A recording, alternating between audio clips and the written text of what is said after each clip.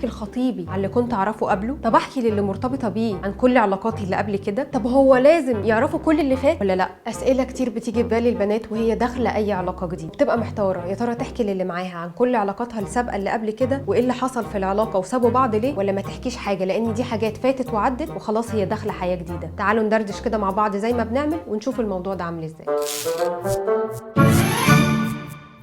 في رأي بيقولك كده ان من حقه يعرف كل علاقاتك السابقة اللي قبل كده وماضيكي وكل حاجة عملتيها، وهو نفس الرأي برضو اللي بيقولك هو راجل هو حر في ماضيه واللي عمله قبل كده، والمهم من ساعة ما عرفك انت، بس هو لازم يعرف من يوم ولادتك انت عملتي ايه وماضيكي كان عامل ازاي وصاحبتي كام مرة. في رأي تاني بيقول لو سألك احكي له عادي، لكن لو ما سألش ما تقوليش. وفي رأي تاني برضو بيقول انه مش من حقه يعرف اي حاجة عن ماضيك، والمهم من ساعة ما عرفك انت، واللي فات مش مهم حصل فيه ايه. طب يا جماعة هو ليه لازم يعرف اصلا؟ ما كل واحد فينا يحترم الماضي بتاع الطرف التاني وان كان ليه خصوصيته واسراره، ما دام كل طرف فينا اختار التاني خلاص يبقى اللي فات فارق في ايه؟ طالما احنا داخلين حياه جديده هنعيشها ونبداها مع بعض، لان طبيعي لما انت بتيجي تختار حد بتبقى شفت فيه الحاجات اللي انت محتاجها وعاوزها، وفي صوره اترسمت في دماغك ليه، وانك تعرف ماضيه ممكن يظلم الطرفين ويضيع كل اللي انت عايز تعيشه معاه. في حاجه في علم النفس اسمها الافصاح عن الذات، وهي انك لما بتحبي حد بتبقي عايزه تحكي له كل حاجه عنك واي تجارب انت مريتي بيها، وده بيحسسنا بنوع من انواع الراحه. وكل ما تحبي تبني علاقات مع حد كل ما مستوى الافصاح عندك بيزيد ورغبتك في الحكي بتبقى اكتر واكتر. وفعلا في بنات اول ما تعرف حد بتحب تحكي كل حاجه، وسواء سأل او لا هي عايزه تحكي وخلاص علشان ترتاح وعلشان ما فيش حاجه تظهر بعد كده تبوظ الدنيا. لكن ده يتوقف على الشخص اللي انت عايزه تحكيه. في حد بيبقى عايز يكمل مهما سمع منك، ما بيبقاش فارق معاه الماضي بتاعك كان عامل ازاي، والمهم من يوم ما عرفك واكيد انت هتحبي تحكي وبكل اريحيه. لكن في برضه اللي هيستغل اللي انت بتحكيه ضدك وهيعايرك في اقرب مشكله ما بينكم، وفي اصلا اللي مش هيكمل معاكي لمجرد انك اتخطبتي قبل كده او عرفتي حد زمان، مع ان هو عنده سلسله علاقات متعدده ممكن تطارده باقي حياته. اكيد الناس اللي تستاهل ان احنا نحبها ونرتبط بيها هي اللي في بيننا وبينهم مساحه امان مشترك، ما بنخافش اننا نحكي لهم اي حاجه لان احنا عارفين ان هم مش هيصدروا علينا اي احكام ولا هيغير فكرته عنك، واصلا ما بيبقاش فارق معاه انت حكيتي ولا لا، لان حبه ليكي ما بيبقاش متوقف على الماضي بتاعك.